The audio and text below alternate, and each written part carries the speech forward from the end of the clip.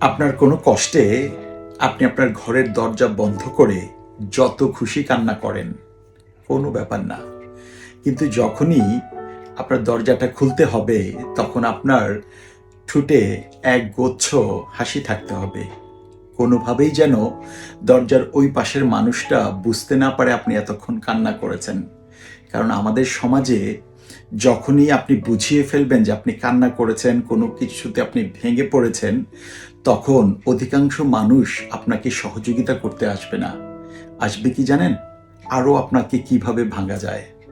সুতরাং কখনোই আপনার কষ্টটুকু অন্যের মাঝে বোঝানোর চেষ্টা করবেন না। কষ্টটুকু নিজের মাঝেই রাখেন এবং সুদৃঢ়ভাবে সবার সামনে নিজেকে উপস্থাপন করেন। তাহলে দেখবেন আপনার সামনের মানুষটা কখনো সাহস করে আপনাকে ভাঙার চেষ্টা করবে না।